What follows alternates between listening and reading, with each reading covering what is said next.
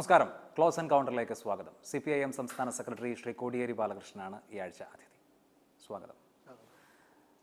ലോക്സഭാ തെരഞ്ഞെടുപ്പ് ആസന്നമായിരിക്കുകയാണ്. കേരളത്തിൽ ഇടതുമുന്നണിക്ക് വലിയ തിരിച്ചടി ഉണ്ടാകുമെന്നാണ് വിവിധ അഭിപ്രായ സർവേകൾ പ്രവചിക്കുന്നത്. CPIMന് അങ്ങനെ ഒരു ആശങ്കയുണ്ടോ? അഭിപ്രായ സർവേകൾക്കനുസരിച്ചുകൊണ്ടല്ല കേരളത്തിൽ മുൻകാലങ്ങളിലും ജനവിധി ഉണ്ടായിട്ടുള്ളത്. ഇത്തവണ പുറത്തു വന്നിരിക്കുന്ന അഭിപ്രായ സർവേയും യാഥാർത്ഥ്യവുമായി യാതൊരു ബന്ധവുമില്ലാത്തതാണ്. ഇതേ ഏജൻസി തന്നെ കഴിഞ്ഞ 2014 ലോക്സഭാ തെരഞ്ഞെടുപ്പിൽ അവരുടെ സർവേ റിപ്പോർട്ട് 108% തെറ്റുകളാണ് സംഭവിച്ചത്.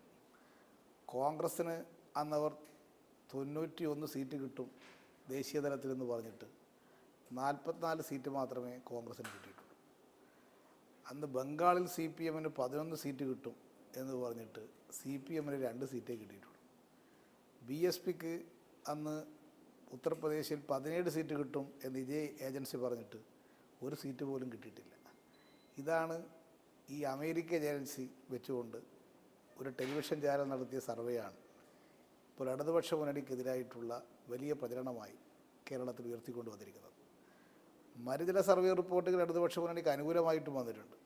ഈ ചില ഹിന്ദു പത്രം നടത്തിയിട്ടുള്ള ഒരു സർവേ റിപ്പോർട്ട് ഇടതുപക്ഷത്തിന് കൂടുതൽ സീറ്റ് പ്രവചിച്ചിട്ടുണ്ട്. ഞങ്ങൾ ഈ ഒരു സർവേ ഒന്നിനെയും ഞങ്ങൾ വിശ്വസിക്കുന്നില്ല. നിലവിലുള്ള രാഷ്ട്രീയ സാഹചര്യം പരിശോധിച്ചാൽ ഇത് ദേശീയ തെരഞ്ഞെടുപ്പാണ്. ആരാകണം പ്രധാനമന്ത്രി എന്ന് തീരുമാനിക്കാനുള്ള തെരഞ്ഞെടുപ്പാണ്. നരേന്ദ്രമോദി തുടരണോ ഡൽഹിയിൽ എന്നുള്ള തീരുമാനം വരുന്ന തെരഞ്ഞെടുപ്പാണ്. അങ്ങനെ ഒരു സമയത്ത് കേരളത്തിൽ ഇടതുപക്ഷത്തേക്കാൾ കൂടുതൽ നല്ല സാഹചര്യം കോൺഗ്രസിന് ഉണ്ടാവേണ്ടതല്ലേ? അതായിരുന്നല്ലോ 2004 BJP സർക്കാർ കേന്ദ്രത്തിൽ അധികാരത്തിലിരുന്ന വാജ്പേയി 6 വർഷം ഭരിച്ചതിന് ശേഷമായിരുന്നു 2004 ലോക്സഭാ തെരഞ്ഞെടുപ്പ്. അന്ന് ഇതേ സാഹചര്യമായിരുന്നു. കേന്ദ്രത്തിൽ BJP പുറത്താക്കി കോൺഗ്രസ്സിന് മാത്രമേ ഒരു ഗവൺമെൻറ് ഉണ്ടാക്കാൻ കഴിയൂ എന്ന പ്രചാരവേല ശക്തമായി നടത്തി AK ആൻ്റണി മുഖ്യമന്ത്രിയായിരുന്ന കാലത്ത് നടന്ന തെരഞ്ഞെടുപ്പായിരുന്നു. ആ തെരഞ്ഞെടുപ്പിൽ 2004 സർവേ റിപ്പോർട്ടുകളിലൊക്കെ പറഞ്ഞിരുന്നത് അന്ന് മലയാള മനോരമയുടെ സർവേ നടത്തി. അവർ പറഞ്ഞത് ഇടതുപക്ഷ മുന്നണിക്ക് 6 സീറ്റാണ്, UDFന് 14 സർവേ. ഫലം വന്നപ്പോൾ ഇടതുപക്ഷ മുന്നണിക്ക് 18 UDFന് 1 കോൺഗ്രസ്സിന് 1 സീറ്റ് പോലും കിട്ടിയില്ല. അന്നും ഇതേ തരത്തിലുള്ള പ്രചാരവേല കേരളത്തിൽ നടത്തി കോൺഗ്രസ്സിന് വോട്ട് ചെയ്താലേ BJPയെ പുറത്താക്കാൻ കഴിയൂ എന്നുള്ള പ്രചാരവേല ശക്തമായി നടന്ന തെരഞ്ഞെടുപ്പിൽ 1 സീറ്റ് പോലും കേരളത്തിലെ കോൺഗ്രസ്സിന് കിട്ടിയില്ലല്ലോ.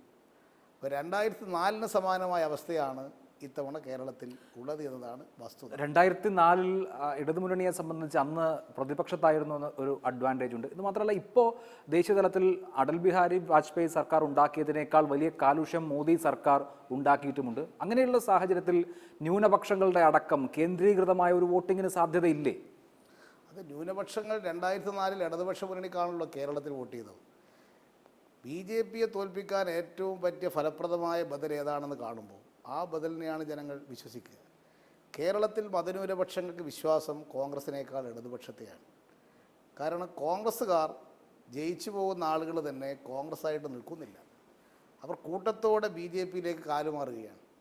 ഇപ്പോഴത്തെ പാർലമെൻറ്റിലുള്ള BJPയുടെ 272 MPമാരിൽ 103 പേർ മുമ്പത്തെ കോൺഗ്രസിൻ്റെ നേതാക്കന്മാരാണ്.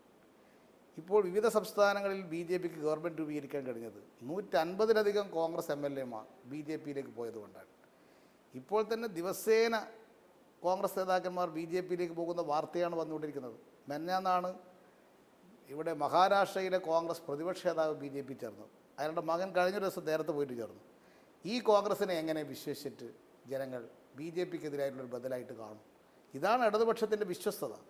അതുകൊണ്ടാണ് ഇടതുപക്ഷത്തിന് ശക്തിയുള്ള കേരളത്തിൽ ജനങ്ങൾ ഇടതുപക്ഷത്തെ തന്നെയാണ് സ്വീകരിക്കുക എന്ന കാര്യത്തിൽ യാതൊരു സംശയവുമില്ല. രാഹുൽ ഗാന്ധിയുടെ വരവോടുകൂടി ഒന്ന്, കോൺഗ്രസിന് അനുകൂലമായ ഒരു കൺസോൾട്ടേഷൻ ഉണ്ടാവാനുള്ള സാധ്യത, 2, അവരുടെ സംഘടനാ സംവിധാനം ഊർജ്ജസ്വലമാകാനുള്ള സാധ്യത. ഇത് രണ്ടും നടപ്പായിട്ടില്ലേ? ഇതൊക്കെ മാധ്യമം വഴി നടത്തുന്നൊരു പ്രചാരവേല മാത്രമാണ്. രാഹുൽ ഗാന്ധിയുടെ സ്ഥാനാർത്ഥിത്വം കേരളത്തിൽ ഒരു ചലനവും സൃഷ്ടിക്കാൻ പോകുന്നില്ല എന്ന് ഇലക്ഷൻ കഴിയുമ്പോൾ കേരളത്തിൽ വ്യക്തമാകും. രാഹുൽ ഗാന്ധിക്ക് ചലനം സൃഷ്ടിക്കാൻ കഴിയുമായിരുന്നെങ്കിൽ അദ്ദേഹം പ്രവർത്തിച്ചുകൊണ്ടിരുന്ന ഉത്തർപ്രദേശിലല്ലേ ചലനം സൃഷ്ടിക്കാൻ കഴിയേണ്ടിയിരുന്നത്? അദ്ദേഹം 15 കൊല്ലമായിട്ട് അമേത്തിയിലെ MP-യാണ്. ആ അമേത്തിയിൽ 15 കൊല്ലം MP ആയിട്ട് ഒരു അസംബ്ലി സീറ്റ് പോലും കോൺഗ്രസിന് ജയിക്കാൻ കഴിയാതെ പോയത് എന്തുകൊണ്ടാണ്? അദ്ദേഹം എം പി ആയി വരുന്ന 15 കൊല്ലം മുമ്പ് അവിടുത്തെ എല്ലാ അസംബ്ലി സീറ്റും കോൺഗ്രസിനായിരുന്നു, 5 സീറ്റ്. ഇപ്പോൾ 5 സീറ്റും കോൺഗ്രസിന് നഷ്ടപ്പെട്ടു. ഇതാണോ തരംഗം? ഒരു പാർലമെൻറ്റ് സീറ്റിൽ മത്സരിച്ചാൽ ഒരു സംസ്ഥാനത്ത് തരംഗമുണ്ടാക്കാൻ കഴിയുമെങ്കിൽ 80 സീറ്റുള്ള ഉത്തർപ്രദേശിലല്ലേ കോൺഗ്രസിന് തരംഗമുണ്ടാക്കാൻ കഴിയേണ്ടിരുന്നത്? രാഹുൽ ഗാന്ധി ഒരു മതേതര ജനാധിപത്യ ഐക്യത്തെ വഞ്ചിച്ചു എന്ന അഭിപ്രായം കേരളത്തിലെ CPM ഉണ്ടോ? രാഹുൽ ഗാന്ധിയെ ഞങ്ങളേതായാലും ഞങ്ങളുടെ പ്രധാനമന്ത്രി സ്ഥാനാർത്ഥിയായിട്ട് ഞങ്ങളാരും അവതരിപ്പിച്ചിട്ടില്ല. ഞങ്ങൾ ഒരു പ്രധാനമന്ത്രി സ്ഥാനാർത്ഥിയെ ഞങ്ങൾ വെച്ചിട്ടല്ല ഈ ഇലക്ഷൻ നേരിടുന്നത്. ഇലക്ഷന് ശേഷം ഉണ്ടാകുന്ന സാഹചര്യം എന്താണെന്ന് നോക്കി 1989 PP സിംഗ് ആയതുപോലെ 1996 ദേവഗൗഡ പ്രധാനമന്ത്രി ആയതുപോലെ ഒരു സാഹചര്യം ഈ ലോക്സഭാ തിരഞ്ഞെടുപ്പിന് ശേഷം വന്നേക്കാം. ആ സമയത്ത് ആരാണോ BJPയെ തോൽപ്പിക്കാൻ ഫലപ്രദമായിട്ടുള്ള ആൾ എന്ന് നോക്കി തീരുമാനമെടുക്കുകയാണ് ഇടതുപക്ഷം മുൻകാലങ്ങളിൽ ചെയ്തത്. ഇത്തവണയും അങ്ങനെ മാത്രമേ ചെയ്യാൻ ഉദ്ദേശിക്കുന്നു. 2004 ഇപ്പോൾ CPIM ഉദാഹരിക്കുന്ന 2004 CPIMന് ഏറ്റവും കൂടുതൽ സീറ്റ് കിട്ടിയ 43 സീറ്റ് കിട്ടിയ സന്ദർഭത്തിൽ കേന്ദ്രത്തിൽ കോൺഗ്രസിന്റെ നേതൃത്വത്തിൽ ഒരു സർക്കാരിന് മുൻകൈ എടുത്തത് ഹർകിഷൻ സിംഗ് സുർജിത്തും സീതാറാം യെച്ചൂരിയും ഒക്കെ ആയിരുന്നു. UPAയുടെ രൂപീകരണത്തിന് SP അടക്കമുള്ള പാർട്ടികളെ സഹകരിപ്പിച്ചുകൊണ്ട്. സമാനമായ വിധത്തിൽ ഈ തെരഞ്ഞെടുപ്പ് കഴിഞ്ഞുള്ള ഒരു സാഹചര്യത്തിൽ കോൺഗ്രസിന്റെ നേതൃത്വത്തിലുള്ള സർക്കാരിന് വേണ്ടി 2004 ഇടതുപക്ഷം മുൻകൈ എടുക്കാൻ സാധ്യതയുണ്ടോ? 2004 സ്ഥിതിയല്ല ഇപ്പോൾ 2019 2014 ലോക്സഭാ തെരഞ്ഞെടുപ്പിൽ, കഴിഞ്ഞ തെരഞ്ഞെടുപ്പിൽ BJP അധികാരത്തിൽ വന്നെങ്കിലും BJPക്ക് കിട്ടിയ വോട്ട് 31%. BJP മുന്നണിക്ക് NDAക്ക് കിട്ടിയ വോട്ട് 37.5%. കോൺഗ്രസിന് കിട്ടിയത് UPAക്ക് കിട്ടിയത് 23%. കോൺഗ്രസ് BJP ഇതര കക്ഷികൾക്കെല്ലാം ചേർന്ന് കിട്ടിയത് 39%. അപ്പോൾ ഈ സാഹചര്യത്തിൽ ഇന്ന് കോൺഗ്രസ് ഇതര BJP ഇതര കക്ഷികൾ ഇന്ന് വളരെ ശക്തമായിരിക്കുകയാണ്. വിവിധ സംസ്ഥാനങ്ങളിൽ അവർക്ക് കൂടുതൽ സീറ്റ്, കോൺഗ്രസ്സിന് കിട്ടുന്നതിനേക്കാൾ കൂടുതൽ സീറ്റ് കോൺഗ്രസ് ഇതര BJP ഇതര കക്ഷികൾക്കാണ് ഇത്തവണ ലഭിക്കാൻ പോകുന്നത്. അല്ല, പക്ഷെ അങ്ങനെ ഒരു സഖ്യത്തെക്കുറിച്ച് ആലോചിക്കുമ്പോൾ ഇവർക്കൊക്കെ വ്യത്യസ്ത താല്പര്യങ്ങളാണ്. അതിപ്പോൾ BJD ആയാലും YSR കോൺഗ്രസ് ആയാലും TDP ആയാലും തൃണമൂൽ കോൺഗ്രസ് ആയാലും BSP ആയാലും SP ആയാലും ഒരു പൊതു നിലപാടിൻ്റെ അടിസ്ഥാനത്തിൽ ഒരു പ്ലാറ്റ്ഫോമിൽ നിൽക്കാൻ താല്പര്യപ്പെടാൻ സാധ്യതയുള്ളവരല്ല. അവരിൽ ഓരോരുത്തർക്കും പ്രധാനമന്ത്രി പദം വേണം എന്ന ആഗ്രഹമുണ്ടാകും. അതുകൊണ്ടൊരു വലിയ കക്ഷിയില്ലാത്ത, കോൺഗ്രസോ BJPയോ ഇല്ലാത്ത ഒരു ദേശീയ സർക്കാർ എന്നുള്ളത് ഇനി അസാധ്യമല്ലേ? അത് അസാധ്യമായതല്ല, മുൻകാലങ്ങളിൽ അത് സാധ്യമായതാണ്. ഇതേ സ്ഥിതിയായിരുന്നു 96 പറഞ്ഞിരുന്നത്. 96 ഇവരൊന്നും ഇല്ലാതെ ഒരു ഗവൺമെൻറ് രൂപീകരിക്കപ്പെട്ടില്ലേ? അപ്പോൾ ഇന്നത്തെ സാഹചര്യത്തിൽ BJP ഇതര കോൺഗ്രസ് ഇതര സർക്കാർ രൂപീകരിക്കാൻ സാധിക്കുന്ന ഒരു ദേശീയ അന്തരീക്ഷം വളർന്നു വരുന്നുണ്ട്. കോൺഗ്രസ് എന്നൊരു പ്രബല ശക്തി എല്ലാതായി മാറിക്കഴിഞ്ഞു. അതാണ് ഇപ്പോൾ സംഭവിച്ചിരിക്കുന്ന ഏറ്റവും. കോൺഗ്രസിനെ കൂടി അധികാരത്തിൽ നിന്ന് പുറത്തു നിർത്തുക എന്ന ലക്ഷ്യം ഇടതുപക്ഷത്തിനുണ്ടോ? കോൺഗ്രസ് ഒരു നിർണായകമായ ശക്തി എല്ലാതായി മാറിക്കഴിഞ്ഞു. അപ്പോൾ ഇലക്ഷന് ശേഷം വരുന്ന സാഹചര്യം നോക്കി ഞങ്ങൾ മുൻഗണന കൊടുക്കുക BJP അധികാരത്തിൽ നിന്ന് പുറത്തു പോകണമെന്നുള്ളതാണ്. BJP ഇതര സർക്കാർ രൂപീകരിക്കുന്നതിന് സാധ്യമാകുന്നത് എന്താണോ അതിന് പ്രായോഗികമായ നിലപാട് ഞങ്ങൾ സ്വീകരിക്കും. അതിൽ കോൺഗ്രസ് തന്നെ വേണമെന്നില്ല. കോൺഗ്രസ് ചിലപ്പോൾ അതിൽ ജൂനിയർ പങ്കാളിത്തം വഹിക്കുന്ന കക്ഷിയായിട്ട് മാറിയേക്കാം. മറ്റ് കക്ഷികൾ ചേർന്നുകൊണ്ട് അവരെല്ലാം തന്നെ ചിലപ്പോൾ കോൺഗ്രസിനെ പ്രധാനമന്ത്രിയാക്കാൻ സമ്മതിച്ചില്ല എന്ന് വരും. അങ്ങനെ വരുമ്പോൾ കോൺഗ്രസ്സിന് അവരുടെ ഉദ്ദേശം നടക്കാതെ വരും. പക്ഷേ BJPയുടെ ഒരു ഗവൺമെൻറ് അധികാരത്തിൽ വരാൻ കോൺഗ്രസ്സിന് സമ്മതിക്കാനും കഴിയില്ല. ഈ ഒരു സാഹചര്യം ലോക്സഭാ തിരഞ്ഞെടുപ്പിന് ശേഷം ഉയർന്നു വരും. അതുകൊണ്ട് ഇപ്പോൾ കാണുന്ന സ്ഥിതി ആയിരിക്കില്ല ലോക്സഭാ തിരഞ്ഞെടുപ്പിന് ശേഷം ഇന്ത്യൻ രാഷ്ട്രീയത്തിൽ ഉരുത്തിരിഞ്ഞ് വരാൻ പോകുന്നത്. CPIMൻ്റെ ദേശീയ നയം പക്ഷേ പരമാവധി BJP വിരുദ്ധ വോട്ടുകൾ പൂൾ ചെയ്യുക എന്നുള്ളതാണല്ലോ. പശ്ചിമ ബംഗാളിലെ സെക്രട്ടറി തന്നെ പറഞ്ഞു, ഞങ്ങൾ മത്സരിക്കുന്ന ഇടത്ത് പോലും അവിടെ തൃണമൂലിനേക്കാളും BJPയേക്കാളും വിജയസാധ്യതയുള്ള ഒരു സ്ഥാനാർത്ഥി ഉണ്ട് എങ്കിൽ, ഞങ്ങളെക്കാൾ വിജയസാധ്യതയുള്ള ഒരു സ്ഥാനാർത്ഥി ഉണ്ടെങ്കിൽ ഞങ്ങൾ അങ്ങനെയായിരിക്കും വോട്ട് ചെയ്യുക എന്ന്. അങ്ങനെ ഒരു നിലപാട് കേരളത്തിലെ CPMനുണ്ടോ? അത് കോൺഗ്രസ്സിന് ചെയ്യണമെന്നല്ല അതിൻ്റെ അർത്ഥം. ഉത്തർപ്രദേശിൽ ഇപ്പോൾ BSP SP കൂട്ടുകെട്ടിനാണ് BJPയെ തോൽപ്പിക്കാനുള്ള ശക്തി. അവിടെ ഞങ്ങൾ അവർക്ക് വോട്ട് ചെയ്യും. ഇവിടെ ഓരോ സംസ്ഥാനത്തിൻ്റെ സ്ഥിതിഗതികൾക്കനുസരിച്ചുള്ള നിലപാട് ഞങ്ങൾ സ്വീകരിക്കും. കേരളത്തിൽ അങ്ങനത്തെ ഒരു മണ്ഡലവും ഇല്ല. കേരളത്തിൽ ഇപ്പോൾ ഉള്ള സ്ഥിതി എല്ലാ മണ്ഡലങ്ങളിലും ഇടതുപക്ഷ മുന്നണിയും UDF തമ്മിലാണ് മത്സരം നടക്കുന്നത്. തിരുവനന്തപുരത്ത് പോലും അതാണ് സ്ഥിതി. തിരുവനന്തപുരത്ത് കോൺഗ്രസ്സുകാർ BJPയിലേക്ക് പോകുന്നു എന്നുള്ളതാണ് ശശി തരൂർ തന്നെ ഇപ്പോൾ ആക്ഷേപിച്ചുകൊണ്ടിരിക്കുന്നത്. അങ്ങനെ വന്നാൽ അവിടെ ഇടതുപക്ഷ മുന്നണിയായിരിക്കും തിരുവനന്തപുരത്ത് 1ാം സ്ഥാനത്ത് വരാൻ പോകുന്നത്. കഴിഞ്ഞ തദ്ദേശഭരണ ഇലക്ഷനിൽ തിരുവനന്തപുരത്ത് ഇടതുപക്ഷ മുന്നണിക്ക് 66,000 വോട്ടിൻ്റെ ഭൂരിപക്ഷമുണ്ട്. അസംബ്ലി തെരഞ്ഞെടുപ്പിൽ 7 മണ്ഡലത്തിലുമായി 60,000-ൽ പരം വോട്ടിൻ്റെ ഭൂരിപക്ഷം ഇടതുപക്ഷ മുന്നണിക്കാണ്. അന്ന് UDF 2-ാം സ്ഥാനത്താണ്. അപ്പോൾ കഴിഞ്ഞ ലോകസഭയിൽ രാജഗോപാലിന് കിട്ടിയ 2-ാം സ്ഥാനം നോക്കിയിരുന്നിട്ട് യാതൊരു കാര്യവും തിരുവനന്തപുരത്തില്ല. തിരുവനന്തപുരത്തും ഇടതുപക്ഷ മുന്നണിക്ക് സാധ്യതയുള്ളൊരു മണ്ഡലമായിട്ട് മാറിയിരിക്കുകയാണ്. കേരളത്തിൽ ഈ തെരഞ്ഞെടുപ്പിൻ്റെ ഒരു ഘട്ടത്തിൽ ഒരു മണ്ഡലത്തിൽ BJP ജയിക്കും എന്നൊരു സാഹചര്യം നിങ്ങളെ സംബന്ധിച്ച് ബോധ്യം വന്നാൽ എന്ത് ചെയ്യും? അല്ല, അങ്ങനെ ഒരു മണ്ഡലം ഇപ്പോൾ കേരളത്തിലില്ല. അങ്ങനത്തെ ഒരു സാഹചര്യവും കേരളത്തിൽ ഇത്തവണ ഉണ്ടാകാൻ പോകുന്നില്ല. BJP ചില മണ്ഡലങ്ങളിൽ കേന്ദ്രീകരിക്കുകയും കോൺഗ്രസ് സ്ഥാനാർത്ഥികൾ തന്നെ ഞങ്ങളും BJPയും തമ്മിലാണ് മത്സരമെന്ന് പറയുന്ന ഘട്ടം പോലും ഉണ്ടായി. ഒരു ഉദാഹരണം തൃശ്ശൂർ, പത്തനംതിട്ടയിൽ അവർ വല്ലാതെ കേന്ദ്രീകരിക്കുന്നു, തിരുവനന്തപുരത്ത് നേരത്തെ സൂചിപ്പിച്ചതുപോലെ. അപ്പോൾ ഇങ്ങനെയൊക്കെയുള്ള മണ്ഡലങ്ങളിൽ ഒരു സ്ട്രാറ്റജിക്കായ വോട്ടിംഗ് വേണ്ടി വരുമോ? ഇല്ല, ഒരു സ്ട്രാറ്റജിക്കിൻ്റെ ആവശ്യം കേരളത്തിലില്ല. ഈ ഒരു മണ്ഡലത്തിലും കേരളത്തിൽ BJPയും അവരും തമ്മിൽ മത്സരം നടക്കുന്നില്ല. ഒരു മണ്ഡലത്തിലും LDFും UDFും തമ്മിൽ തന്നെയാണ് കേരളത്തിൽ മത്സരം നടക്കുന്നത്. ഒന്നുകിൽ LDF ജയിക്കും അല്ലെങ്കിൽ UDF ജയിക്കുമെന്ന് മാത്രമേ കേരളത്തിൽ 20 മണ്ഡലത്തിൽ ഇപ്പോഴുള്ളൂ. എന്നാൽ കുറേയധികം മണ്ഡലങ്ങളിൽ കോൺഗ്രസ് വോട്ട് BJP എന്നുള്ള നിലയിലേക്ക് മാറാനും BJP വോട്ട് കോൺഗ്രസിലേക്ക് മാറാനുള്ള സാധ്യതകൾ കാണുന്നുണ്ട്. ഇപ്പോൾ ചിദാനന്ദപുരി എന്ന് പറയുന്ന ശബരിമല കർമ്മസമിതിയുടെ ഒരു പ്രസിഡൻ്റായിട്ടുണ്ട് സ്വാമി. അദ്ദേഹം BJPയുടെ മനസ്സാക്ഷി സൂക്ഷിപ്പുകാരനാണ്, RSSകാരനാണ്. അദ്ദേഹം പറഞ്ഞിരിക്കുകയാണ് 2 സീറ്റ് ഒഴിച്ച് 18 സീറ്റിൽ കോൺഗ്രസിന് പിന്താങ്ങണം. അപ്പോൾ എങ്ങനെയാണ്? അല്ല, അത് രാഷ്ട്രീയ ധാരണയ്ക്കപ്പുറത്ത് നമ്മൾ ദേശീയപാതയിൽ അപ്പുറവും ഇപ്പുറവും ശ്രദ്ധിച്ചാൽ ശബരിമല കർമ്മസമിതിയുടെ വലിയ ബോർഡുകൾ വെച്ചിട്ടുണ്ട്. അത് മറക്കില്ല പൊറുക്കില്ല എന്നുള്ളതാണ്. BJPക്ക് വോട്ട് ചെയ്യണമെന്ന് കൃത്യമായി പറയുന്നുമില്ല. അപ്പോൾ സർക്കാരിനെതിരെയുള്ള പ്രതിഷേധ വോട്ട് എന്നുള്ള നിലയിൽ താഴെത്തട്ടിൽ അത് സ്വാഭാവികമായും വന്നുകൂടെ? ഇതൊക്കെ ആളുകൾക്ക് അറിഞ്ഞൂടെ? ഇത് കേരളത്തിൽ രാഷ്ട്രീയമുള്ള ആൾക്കാരല്ലേ, സ്വാഭാവികമായിട്ടൊന്നും കേരളത്തിൽ വരില്ല. ഒരു രാഷ്ട്രീയ പ്രസ്ഥാനത്തിൻ്റെ നിലപാടാണ് ജനങ്ങൾ പ്രതിഫലിക്കുന്നത്. ഇത് ഉത്തരേന്ത്യയൊന്നുമല്ല കേരളം. ഒരു കാലത്തും കേരളത്തിൽ അങ്ങനെ ഉണ്ടായിട്ടില്ല. അപ്പോൾ രാഷ്ട്രീയമായിട്ടുള്ള ചേരുതിരിവുകളാണ് ഇലക്ഷനിൽ കേരളത്തിൽ പ്രകടിപ്പിക്കപ്പെടുക. അതിൻ്റെ ഭാഗമായിട്ട് മുമ്പ് ഇവിടെ ഉണ്ടായില്ലേ, RSSകാർ ഞങ്ങളെ തോൽപ്പിക്കണമെന്ന് തീരുമാനിച്ചില്ലേ 91-ൽ? അങ്ങനെയാണല്ലോ വടകരയിൽ കോലീബി സഖ്യം ഉണ്ടായത്, ബേപ്പൂരിൽ കോലീബി സഖ്യം ഉണ്ടായത്. അതേ നിലയിലുള്ള ഒരു രാഷ്ട്രീയ അന്തരീക്ഷം ഉണ്ടാക്കാനാണ് RSS ശ്രമിക്കുന്നത്, കോൺഗ്രസ് ശ്രമിക്കുന്നത്. അതിൻ്റെ നീക്കമാണ്. അല്ലാണ്ട് ഞങ്ങളെ സംബന്ധിച്ചിടത്തോളം ഈ കൂട്ടുകെട്ട്, ഇവരെല്ലാം ഒന്നിക്കുന്നൊരു കൂട്ടുകെട്ടിനെ നേരിടാനാണ് ഞങ്ങൾ ഇത്തവണ ശ്രമിക്കുന്നത്. ശബരിമല ഈ തെരഞ്ഞെടുപ്പിൽ ഒരു പ്രധാനപ്പെട്ട ഘടകമാകും, അത് സർക്കാരിനും CPMനും പ്രതികൂലമാകും എന്ന് വിചാരിക്കുന്നുണ്ടോ? അത് ഇടതുപക്ഷ മുന്നണിക്ക് പ്രതികൂലമാകാനേ പോകുന്നില്ല. ശബരിമലയിൽ ഇടതുപക്ഷം സ്വീകരിച്ച നിലപാട് ഒരു സ്ത്രീപക്ഷ നിലപാടാണ്. കേരളത്തിലെ വോട്ടർമാരിൽ ഭൂരിപക്ഷം സ്ത്രീകളാണ്. അതുകൊണ്ട് തന്നെ ഞങ്ങൾക്കതിൽ യാതൊരുവിധ അങ്കലാപ്പുമില്ല. മാത്രമല്ല, സുപ്രീം കോടതിയാണ് ഈ വിധി ഉണ്ടായത്, ഇടതുപക്ഷ മുന്നണിയുടെ തീരുമാനമല്ല. സുപ്രീം കോടതി വിധിക്കെതിരെ ഇലക്ഷനിൽ എങ്ങനെയാണ് പ്രതികരിക്കാൻ സാധിക്കുക? ശബരിമലയെക്കുറിച്ച് പറയുമ്പോൾ നേരത്തെ സൂചിപ്പിച്ചതുപോലെ ചിദാനന്ദപുരിയുടെ ആഹ്വാനമുണ്ട്. NSSൻ്റെ സർവീസിൻ്റെ മുഖപ്രസംഗം സാമാന്യമായി മനസ്സിലാക്കേണ്ടത് കുറച്ചുകൂടി അനുഭാവം കോൺഗ്രസിനോടാണ് എന്നാണ്. കാരണം BJPയെയും അവർ വിമർശിക്കുന്നുണ്ട്. കുറച്ച് വിമർശനം കോൺഗ്രസിനാണ് ഉള്ളത്.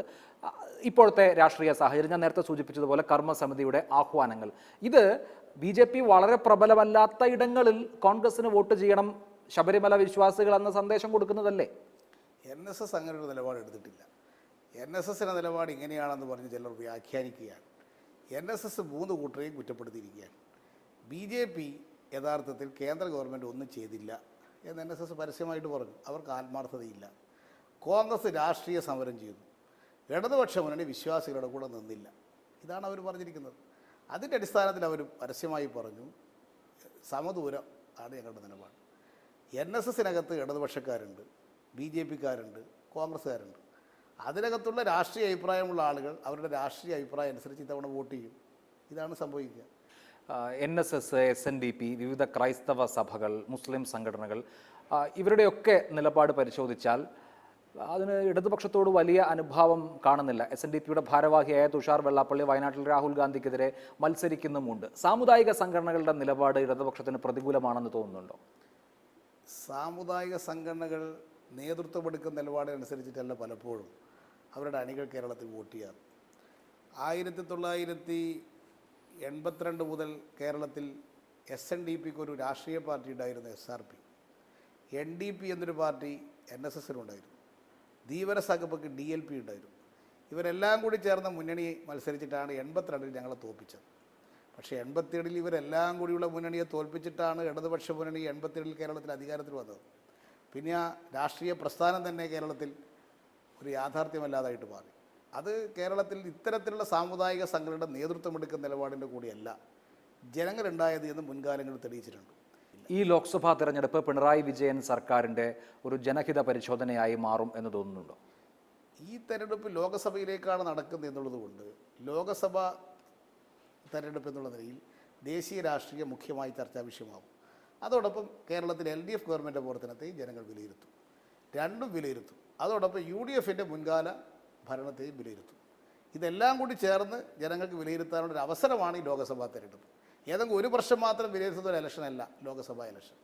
നിയമസഭാ തെരഞ്ഞെടുപ്പാകുമ്പോൾ സ്വാഭാവികമായിട്ട് നിയമസഭ, അസംബ്ലി, ഗവൺമെൻറ് മാത്രമാണ് പരിശോധിക്കപ്പെടും. ഇത് ദേശീയ തലത്തിലുള്ളതും പരിശോധിക്കും. അക്കൂട്ടത്തിൽ സംസ്ഥാന ഗവൺമെൻറ്റിൻ്റെ കാര്യങ്ങളും പരിശോധിക്കപ്പെടും. മുഖ്യമന്ത്രി പറഞ്ഞല്ലോ സംസ്ഥാന ഗവൺമെൻറ്റിനെയും വിലയിരുത്താം. അത് പറയാൻ കാരണം ഞങ്ങൾക്ക് നല്ല ആത്മവിശ്വാസമുണ്ട്. ഞങ്ങൾക്ക് വിശ്വാസമുള്ളത് കൊണ്ടാണ് മുഖ്യമന്ത്രി തന്നെ പറഞ്ഞത്.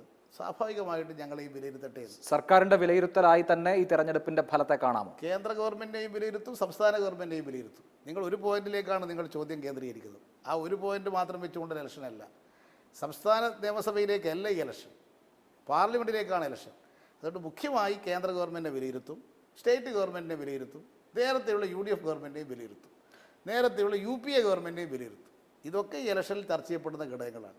ഒരു പ്രശ്നം മാത്രം തീരുമാനിക്കുന്ന ഒരു ഹിതപരിശോധനയല്ല ഈ ലോക്സഭാ തെരഞ്ഞെടുപ്പ്. സംസ്ഥാന സർക്കാരുമായി ബന്ധപ്പെട്ട വിവിധ വിഷയങ്ങൾ: ഒന്ന്, പ്രളയത്തെക്കുറിച്ച് വന്ന അമിക്കസ് ക്യൂറിയുടെ റിപ്പോർട്ട്; രണ്ട്, കിഫ്ബിയുടെ ബോണ്ട് വിൽപ്പനയുമായി ബന്ധപ്പെട്ട് വന്ന പ്രതിപക്ഷത്തിൻ്റെ ആരോപണം. ഇതൊക്കെ ഇടതുമുന്നണിക്ക് തിരിച്ചടിയാവാൻ സാധ്യതയുണ്ട്. ഇതൊക്കെ എല്ലാ തെരഞ്ഞെടുപ്പിലും ഇങ്ങനെയുള്ള ഓരോ വിവാദങ്ങൾ ഉണ്ടാക്കാൻ ശ്രമിക്കാറില്ലേ? അങ്ങനെ ഒരു വിവാദത്തിൻ്റെ പേരിൽ പോകുന്ന ആളുകളാണോ കേരളത്തിലെ ജനങ്ങൾ? ഒരു വിവാദം വെച്ച് അതിൻ്റെ പേരിൽ നടക്കുന്ന ഇലക്ഷനാണോ? ഇപ്പോൾ പ്രളയവുമായി ബന്ധപ്പെട്ട് ഇങ്ങനെ റിപ്പോർട്ട് ആദ്യമായിട്ട് വരുന്നതാണോ? നേരത്തെ വന്ന റിപ്പോർട്ടിൻ്റെ അടിസ്ഥാനത്തിൽ എക്സ്പേർട്സ്, സാങ്കേതിക വിദഗ്ധന്മാരുടെ സമിതിയല്ലേ വാട്ടർ കമ്മീഷൻ. വാട്ടർ കമ്മീഷൻ കേന്ദ്ര ഗവൺമെൻറ്റിൻ്റെ സാങ്കേതിക വിദഗ്ധന്മാരുള്ള കമ്മീഷൻ തന്നെ പറഞ്ഞല്ലോ, ഇത് മനുഷ്യനിർമ്മിതമല്ല, അപ്രതീക്ഷിതമായി ഉണ്ടായ മഹാപ്രളയമാണ്, മഴയാണ് ഇതിനിടയാക്കിയതെന്നുള്ളത് വ്യക്തമായിട്ട് പറഞ്ഞില്ലേ? ചെന്നൈ IIT റിപ്പോർട്ട് പറഞ്ഞില്ലേ? ഒരു അഭിഭാഷകനാണോ ഇപ്പോൾ ഇതിൻ്റെ സാങ്കേതിക വൈദഗ്ധ്യം തീരുമാനിക്കുന്നത്? അദ്ദേഹമാണെങ്കിൽ ഇതേ സംബന്ധിച്ചൊരു സാങ്കേതിക വൈദഗ്ധ്യമുള്ള ആളെയല്ല അഭിഭാഷകൻ. ഹൈക്കോടതി നിയോഗിച്ചിട്ടുള്ള കോടതിയെ സഹായിക്കാനുള്ളൊരു എമിക്കസ് ക്യൂറി മാത്രമാണ്. എമിക്കസ് ക്യൂറി കൊടുക്കുന്ന റിപ്പോർട്ടിന് ഹൈക്കോടതി പരിശോധിക്കാനിരിക്കുകയാണ്. ഹൈക്കോടതിയുടെ മുമ്പിൽ അദ്ദേഹം സമർപ്പിച്ചിട്ടുള്ള കാര്യങ്ങളെല്ലാം ഹൈക്കോടതിയുടെ മുമ്പിൽ ഗവൺമെൻറ്റിൻ്റെ ഭാഗത്ത് പറയാനുള്ളത് പറയും. മസാല ബോണ്ട് സംബന്ധിച്ചിട്ടുള്ള കാര്യം എന്താ? ഈ കേരളത്തിൽ ബഡ്ജറ്റിന് പുറത്ത് വികസന കാര്യങ്ങൾ നടക്കണമെങ്കിൽ ഒന്നുകിൽ കേന്ദ്ര ഗവൺമെൻറ് സഹായം വേണം. കേന്ദ്ര ഗവൺമെൻറ് കേരളത്തെ സഹായിക്കുന്നില്ല. കേരളത്തിൻ്റെ വായ്പാ പരിധി ഉയർത്താൻ പോലും സമ്മതിക്കുന്നില്ല. പ്രളയമുണ്ടായ ഘട്ടത്തിൽ പോലും വായ്പാ പരിധി ഉയർത്തണം എന്ന ആവശ്യം കേന്ദ്ര ഗവൺമെൻറ് നിരാകരിച്ചു. ഈ പശ്ചാത്തലത്തിൽ കേരളത്തിൻ്റെ വികസന പദ്ധതികൾ മുന്നോട്ട് പോകണമെങ്കിൽ അധികം ധനം സമാഹരിക്കണം. അതിന് വേണ്ടി രൂപീകരിച്ച സംവിധാനമാണ് കിഫ്ബി വഴി ധനം സമാഹരിക്കുക എന്നുള്ളത്. അതിൻ്റെ ഭാഗമായി ബോണ്ട് ഇഷ്യൂ ചെയ്ത് സ്റ്റോക്ക് എക്സ്ചേഞ്ചിൽ കൊടുത്ത് റിസർവ് ബാങ്കിൻ്റെ അനുവാദം വാങ്ങിയിട്ടാണ് മസാല ബോണ്ട് ഇറക്കിയിട്ടുള്ളത്. അതിൻ്റെ ഭാഗമായി 2150 കോടി രൂപ ഇപ്പോൾ കിഫ്ബിയിൽ വന്നു. കിഫ്ബിയെ സംബന്ധിച്ചിടത്തോളം ഇതൊന്നും നടക്കാൻ പോകുന്നില്ലെന്ന് നടത്തിയ പ്രചാരകന്മാർക്കൊരു തിരിച്ചടിയായത്. ഇത്തരത്തിലുള്ള ധനം സമാഹരിക്കാതെ കേരളത്തിൽ മറ്റ് വികസന പദ്ധതികൾ ഏറ്റെടുക്കാൻ കഴിയില്ല. രാഹുൽ ഗാന്ധി വയനാട്ടിൽ മത്സരിക്കാൻ എത്തിയതോടുകൂടി BJPയുടെ ദേശീയ നേതാക്കളടക്കം മുസ്ലിം ലീഗിനെ ഒരു വർഗീയ വൈറസ് എന്ന് പോലും പരാമർശിക്കുന്ന നിലയുണ്ടായിട്ടുണ്ട്. ആ തരത്തിലുള്ള വിമർശനങ്ങളോട് യോജിപ്പുണ്ട്? RSSനൊരു അജണ്ടയുണ്ട്. അത് മുസ്ലിം വിരുദ്ധവും പാകിസ്ഥാൻ വിരുദ്ധവുമാണ്. അതെപ്പോഴും അവർ ഉപയോഗിച്ചുകൊണ്ടിരിക്കും. അതാണ് RSSൻ്റെ നിലനിൽപ്പും RSS ഉപയോഗിക്കുന്ന തന്ത്രവുമാണത്. കേരളത്തിലൊരു മത ധ്രുവീകരണം ഉണ്ടാക്കാൻ അവസരം പാർത്തിരിക്കുകയാണത്. അതിൻ്റെ ഭാഗമായിട്ട് അവിടെ രാഹുൽ ഗാന്ധി നോമിനേഷൻ കൊടുക്കാമെന്ന ദിവസം പാകിസ്ഥാൻ കൊടി ഉപയോഗിച്ചു എന്നൊരു പ്രചരണങ്ങൾ നടത്തിയില്ലേ? എന്നാൽ അവിടെ ഉപയോഗിച്ചത് പാകിസ്ഥാൻ കൊടിയല്ല എന്ന് പറയാൻ ദേശീയ തലത്തിലുള്ള ഒരു കോൺഗ്രസ് നേതാവും ഡൽഹിയിലൊരു പത്രസമ്മേളനം നടത്താതിരുന്നത് എന്തുകൊണ്ടാണ്? RSSൻ്റെ ഈ മോദിയുടെയും അമിത്ഷായുടെയും ഈ വിമർശനത്തിന് മുമ്പിൽ കോൺഗ്രസ് നേതൃത്വം വിറങ്ങലിച്ച് നിൽക്കുകയല്ലേ? പാണക്കാട് ഹൈദരലി തങ്ങൾ എഴുതിയ ലേഖനത്തിൽ പോലും ഞങ്ങളന്ന് ഉപയോഗിച്ചത് പാകിസ്ഥാൻ കൊടിയല്ല എന്ന് പറയാൻ എന്തുകൊണ്ട് തയ്യാറാകുന്നില്ല? പാകിസ്ഥാൻ കൊടിയും മുസ്ലിം ലീഗിൻ്റെ കൊടിയും ഒന്നല്ല, ചെറിയ വ്യത്യാസങ്ങളുണ്ടെന്നുള്ളത് വസ്തുതയാണ്. രണ്ടിനകത്തും പച്ചയുണ്ട്, ചന്ദ്രക്കലയുണ്ട് എന്നുള്ളത് ശരിയാണെങ്കിലും ഒരേ തരത്തിലുള്ള കൊടിയല്ല. അത് ഒരേ തരത്തിലുള്ള കൊടിയല്ല, പാകിസ്ഥാൻ്റെ കൊടി ഉപയോഗിച്ചിട്ടില്ല എന്ന് പറയാൻ എന്തുകൊണ്ടാണ് ഇവർ തയ്യാറാവാത്തത്? അപ്പോൾ ഒരു പുകമറ സൃഷ്ടിക്കാൻ RSSന്റെ പ്രചരണം വഴി ദേശീയ തലത്തിൽ കഴിഞ്ഞിട്ടുണ്ട്. ഇപ്പോൾ വൃന്ദാക്കാരായിട്ട് സംസാരിച്ചപ്പോഴും ഇത്ര പ്രകടമായിട്ടല്ലെങ്കിലും മുസ്ലിം ലീഗ് ഒരു വർഗീയ കക്ഷിയാണ്, മതാധിഷ്ഠിത കക്ഷിയാണ് എന്ന വിമർശനം ഉന്നയിച്ചിരുന്നു. CPIMനെ സംബന്ധിച്ച് ലീഗ് ഒരു വർഗീയ കക്ഷിയാണ് എന്ന സുചിന്തിതമായ നിലപാടുണ്ടോ? ഇല്ല, മുസ്ലിം ലീഗിനെ പറ്റിയുള്ള ഞങ്ങളുടെ നിലപാട് നേരത്തെ പറഞ്ഞതാണ്. മുസ്ലിം ലീഗ് മതമൗലികവാദ നിലപാട് സ്വീകരിക്കുന്ന ഒരു രാഷ്ട്രീയ കക്ഷിയാണ്. മതമൗലികവാദ പാർട്ടി തന്നെയാണ് മുസ്ലിം ലീഗ്. ഒരു 400-ൽ പരം പള്ളികളുടെ ഖാസിയാണ് അതിൻ്റെ പ്രസിഡന്റ് പാണക്കാട് ഹൈദരലി തങ്ങൾ. പള്ളി അടിസ്ഥാനമാക്കിയിട്ടാണ് മുസ്ലിം ലീഗ് പ്രവർത്തിക്കുന്നത്. അതെങ്ങനെയാണ് ഒരു മതനിരപേക്ഷ പ്രസ്ഥാനമായിട്ട് മാറുന്നത്? മതത്തെ അടിസ്ഥാനമാക്കി തന്നെയാണ് മുസ്ലിം ലീഗ് പ്രവർത്തിക്കുന്നത്. അതിൻ്റെ പേരിനകത്തുള്ളത് മാത്രമല്ല. അപ്പോൾ അത് മുസ്ലിം ലീഗ് എന്ന് പറയുന്നത് മുസ്ലിം മതമൗലികവാദ നിലപാട് അടിസ്ഥാനമാക്കി തന്നെയാണ് പ്രവർത്തിക്കുന്നത്. അതിൻ്റെ അടിസ്ഥാനത്തിൽ അവരൊരു മതനിരപേക്ഷ പ്രസ്ഥാനമായിട്ട് മുസ്ലിം ലീഗിനെ കാണാൻ കഴിയില്ല. അല്ല, അതിനെ ഒരു സാമുദായിക കക്ഷി മാത്രമായി കണ്ടൂടെ? അതിനപ്പുറത്ത് അവരൊരു കലാപമോ മതരാഷ്ട്ര പ്രഖ്യാപനമോ നടത്താത്തിടത്തോളം കാലം. അല്ല, മതരാഷ്ട്ര പ്രഖ്യാപനം എന്നുള്ളത് മുസ്ലിം ലീഗിൻ്റെ നിലപാടെന്താ? എന്താ അവർ പറയട്ടെ. ഞങ്ങൾ നിലപാട് ഇതുവരെ മുസ്ലിം ലീഗ് അങ്ങനെ മാറ്റി ഇതുവരെ പറഞ്ഞിട്ടില്ലല്ലോ. മുസ്ലിം ലീഗ് യഥാർത്ഥത്തിൽ ഇത് ഇരുട്ടത്തപ്പാണ് ചെയ്യുന്നത്. അവർക്കൊരു മതേതരത്വത്തിൻ്റെ മുഖം മൂടി അറിയുകയും വേണം, പക്ഷേ മുസ്ലിമിൻ്റെ കളർ വേണം താൻ. അതാണ് മുസ്ലിം ലീഗ് സ്വീകരിക്കുന്ന ഒരു നിലപാട്. ഇപ്പം തന്നെ SDPIയുമായിട്ട് അവർ ചർച്ച നടത്തിയില്ലേ? ജമാഅത്തെ ഇസ്ലാമിയുമായിട്ട് ചർച്ച നടത്തിയില്ലേ? അപ്പോൾ ജമാഅത്തെ ഇസ്ലാമിയും SDPIയുമായി ബന്ധപ്പെട്ട് പ്രവർത്തിക്കുന്ന മുസ്ലിം ലീഗ് ഒരു മതനിരപേക്ഷ നിലപാട് സ്വീകരിക്കുന്ന ഒരു പാർട്ടിയാണെന്ന് എങ്ങനെ പറയാൻ സാധിക്കും? മുസ്ലിം ലീഗുമായിട്ടുണ്ടാക്കിയ ബന്ധം കേരളത്തിൽ മാത്രമേ കോൺഗ്രസിനുള്ളൂ. ഇപ്പോൾ 6.5 ലക്ഷം മുസ്ലിമുകളുടെ സ്ഥലമല്ലേ അമേത്തി. ഈ രാഹുൽ ഗാന്ധിക്ക് വേണ്ടി വയനാട്ടിൽ പ്രചാരവേല ചെയ്യുന്ന മുസ്ലിം ലീഗുകാർ അമേത്തിയിൽ പോയിട്ട് രാഹുൽ ഗാന്ധിക്ക് പ്രചാരവേല ചെയ്യുമോ? അവിടെ 38% വോട്ടർമാർ മുസ്ലിമുകളാണ്. ഇവിടെ പാണക്കാട് ഹൈദരലി തങ്ങൾ ഒരു ദിവസം അവിടെ അമേത്തിയിൽ പോയിട്ടൊരു പ്രചാരവേല ചെയ്യുമോ? അവിടെ അടുപ്പിക്കുമോ? യഥാർത്ഥത്തിൽ കോൺഗ്രസ് ഇപ്പോൾ സ്വീകരിക്കുന്ന സമീപനം RSSൻ്റെ ഒരു B ടീമായിട്ടല്ലേ.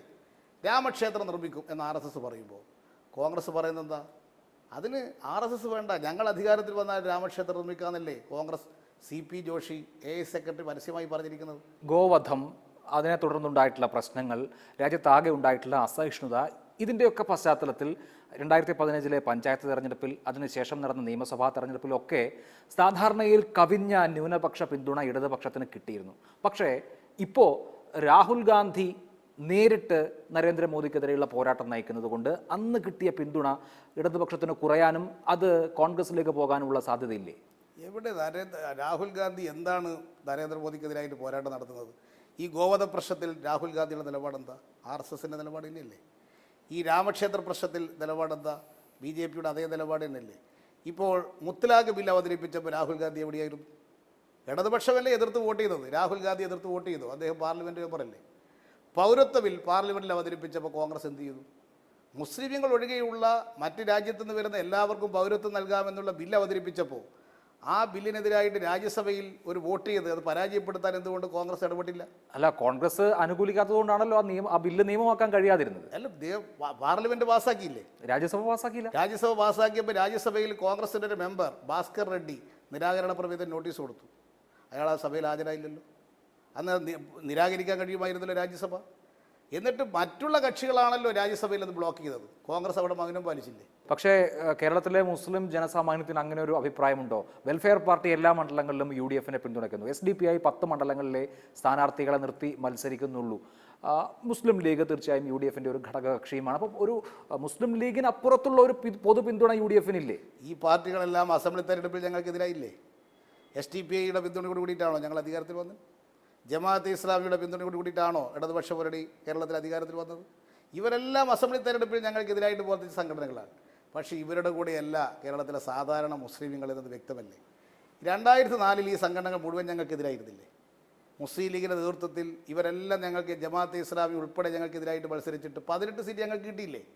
അതുകൊണ്ട് ഈ സംഘടനകൾ പറയുന്നിടത്തല്ല മുസ്ലിമുകൾക്ക് നല്ല വിവരമുള്ളവരും വിദ്യാഭ്യാസമുള്ളവരും കാര്യങ്ങൾ മനസ്സിലാക്കാൻ കഴിയുന്നവരുമായതുകൊണ്ട് സംഘടനകൾ പറയുന്നിടത്ത് വോട്ട് ചെയ്യുന്ന പഴയ കാലം മാറിപ്പോയി. അത് ഇത്തവണയും കേരളത്തിൽ പ്രകടമാണ്. ഇത്തവണത്തെ പ്രചരണ കോലാഹലങ്ങൾക്കിടെ ചില സ്ഥാനാർത്ഥികളെ വ്യക്തിപരമായി ലക്ഷ്യം വെച്ചത്, ഇപ്പോൾ നമ്മളിരിക്കുന്ന ആലത്തൂർ മണ്ഡലത്തിലെ സ്ഥാനാർത്ഥിയെക്കുറിച്ച് LDF കൺവീനർ പറഞ്ഞത് വിവാദമായി. അങ്ങനെയൊക്കെയുള്ള ചില കാര്യങ്ങളുണ്ടായി. അത് നെഗറ്റീവ് ആകുമെന്ന് കരുതുന്നുണ്ടോ? ഇതൊന്നും ഒരു ഇലക്ഷനിൽ ഒരു പ്രശ്നമായിട്ട് വരുന്ന കാര്യങ്ങളല്ല. ഒരാൾ ഒരു അഭിപ്രായം പറഞ്ഞതാണോ ഒരു ലോക്സഭാ തിരഞ്ഞെടുപ്പിൽ മുഖ്യ വിഷയം? ഇതൊക്കെ മാധ്യമങ്ങളിടയ്ക്ക് ഇങ്ങനത്തെ ഒരു മസാലയൊക്കെ ചേർത്ത് പറയുന്നുള്ളതല്ലാതെ ഇതൊന്നും ഇലക്ഷനിൽ സ്വാധീനം ചെലുത്താനേ പോകുന്നില്ല. VS അച്യുതാനന്ദനെ താരപ്രചാരകരുടെ പട്ടികയിൽ നിന്ന് CPM ഒഴിവാക്കിയെന്നൊരു വാർത്ത മാതൃഭൂമിയിൽ കണ്ടിരുന്നു. അതിൻ്റെ വാസ്തവം എന്താണ് ഈ താരപ്രചാരകൻ എന്നുള്ള വാക്കെന്താ എനിക്ക് മനസ്സിലായിട്ടില്ല. ഇതൊക്കെ മാധ്യമങ്ങൾ ഓരോ വാർത്ത കൊടുത്തുണ്ടാക്കുന്നില്ലാതെ എന്താണ് ഈ താരപ്രചരണം? ഈ തെരഞ്ഞെടുപ്പ് കമ്മീഷന് കൊടുക്കുന്ന, അതായത് പ്രചരണത്തിന്റെ ചെലവ് കൊടുക്കുന്ന ആ ലിസ്റ്റിലുള്ള ആള്, അത് കേന്ദ്ര കമ്മിറ്റി മെമ്പർമാരായിട്ടുള്ള ആളുകളുടെ പേര് CC ഓഫീസിൽ നിന്ന് കൊടുത്തത് മാത്രമാണത്. അല്ലാതെ VS കേരളത്തിലെ പ്രചരണത്തിൽ വളരെ ശക്തമായിട്ട് പങ്കെടുക്കുന്ന ഒരു നേതാവാണ്. കേരളത്തിലെ 10 ജില്ലകളിൽ VS പര്യടനത്തിന് പോകുന്നുണ്ട്. അത്രയും പര്യടനത്തിനൊന്നും മറ്റുള്ള പല ആളുകളും പോകുന്നില്ലല്ലോ. കേരളത്തിൽ മുഖ്യമായി പ്രചാരണം നടത്തുന്ന ഇടതുപക്ഷവരുടെ നേതാക്കന്മാരിൽ ഒരാളാണ് VS. അതിന് നിങ്ങൾ താരം എന്ന് കൊടുത്താലോ മറ്റൊന്ന് പേര് കൊടുത്താലോ VS കേരളത്തിലെ ജനങ്ങൾക്ക് പ്രിയപ്പെട്ട നേതാവ് തന്നെയാണ്. VSന് ശാരീരികമായ ബുദ്ധിമുട്ടുള്ളത് കൊണ്ട് കൂടുതൽ സ്ഥലത്ത് പോകുന്നില്ല എന്ന് മാത്രമേ ഉള്ളൂ. ഈ തെരഞ്ഞെടുപ്പ് എന്നുള്ളത് ഇടതുപക്ഷത്തെ സംബന്ധിച്ച് കേരളത്തിൽ നിന്ന് പരമാവധി MP-മാരെ കിട്ടിയില്ല എങ്കിൽ ഇടതുപക്ഷ പാർട്ടികളുടെ ദേശീയ പ്രസക്തി തന്നെ ചോദ്യം ചെയ്യപ്പെടും എന്നൊരവസ്ഥയുണ്ടോ? അങ്ങനെ ഒരു മനസ്സിലാക്കൽ കേരളത്തിലെ CPIM നടത്തിയിട്ടുണ്ടോ? ദേശീയ പാർട്ടി എന്നുള്ള അംഗീകാരത്തിന് പല ഘടകങ്ങളുണ്ട്. വിവിധ സംസ്ഥാന നിയമസഭകളിലുള്ള പങ്കാളിത്തം, ലോകസഭയിലുള്ള സീറ്റ്, ഇങ്ങനെ വിവിധ ഘടകങ്ങൾ പരിശോധിച്ചുകൊണ്ടാണ് ദേശീയ അംഗീകാരത്തിൻ്റെ പ്രശ്നം കിടക്കുന്നത്.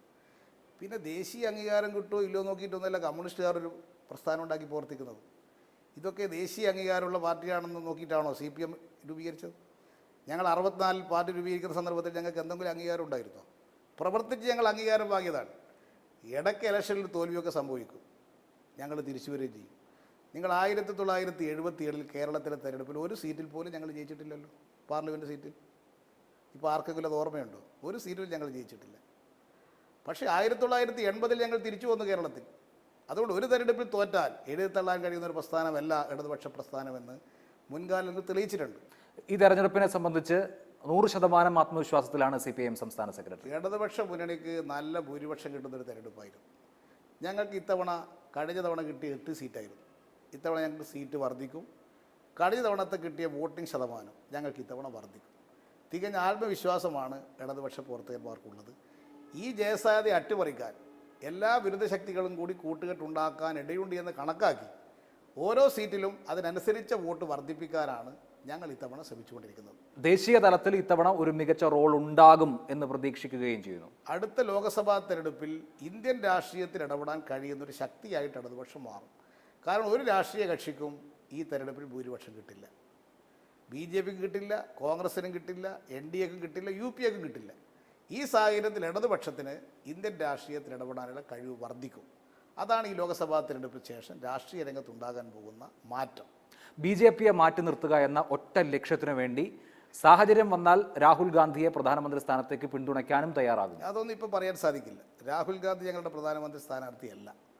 രാഹുൽ ഗാന്ധി വേഴ്സസ് നരേന്ദ്രമോദി എന്നുള്ള തെരഞ്ഞെടുപ്പായി ഞങ്ങൾ ഇതിനെ കാണുന്നില്ല. നയങ്ങൾ തമ്മിലുള്ള പോരാട്ടമായിട്ടാണ് ഞങ്ങൾ കാണുന്നത്. ആരെങ്കിലും പ്രധാനമന്ത്രിയായാൽ പോരാ, ഏതെങ്കിലും ഒരു ഗവൺമെൻറ് ഉണ്ടായാൽ പോരാ, ഒരു ബദൽ ഗവൺമെൻറ് ഇന്ത്യയിൽ ഉണ്ടാകും. അതിന് സാഹചര്യമുള്ള വിരിവ പരിപാടി അംഗീകരിക്കുന്ന ഒരു കൂട്ടുകെട്ടിന് മാത്രമേ ഞങ്ങൾക്ക് പിന്തുണ കൊടുക്കാൻ സാധിക്കൂ. അത് BJPയെ താഴത്തിറക്കുക അതിന് മുൻഗണന കൊടുത്തുകൊണ്ടുള്ള ഒരു പുതിയ രാഷ്ട്രീയ ധ്രുവീകരണത്തിന് ഇടപെടാൻ CPM തയ്യാറാണ്. മുഖ്യശത്രു ഒന്നേ ഉള്ളൂ, അത് BJPയാണ്. BJPയെ തോൽപ്പിക്കുക എന്നുള്ളത് മുഖ്യമായ ഘടകം തന്നെയാണ്. ഇലക്ഷന് ശേഷം BJP അധികാരത്തിൽ വരാതിരിക്കാനുള്ള നിലപാട് ഞങ്ങൾ സ്വീകരിക്കും. അത് ഇന്ന ആൾ പ്രധാനമന്ത്രിയാകണമെന്നുള്ള കണ്ടീഷൻ്റെ മേലെ ആയിരിക്കില്ല. അത് സാഹചര്യങ്ങൾ 2004 സാഹചര്യമല്ല 2019 ചിലപ്പോൾ 96 പോലെയാകാം, അല്ലെങ്കിൽ 89 പോലെയാകാം. അത് ഇലക്ഷന് ശേഷം നമുക്ക് തീരുമാനിക്കാം. വളരെ നന്ദി ശ്രീ കോടിയേരി ബാലകൃഷ്ണൻ. Thank U.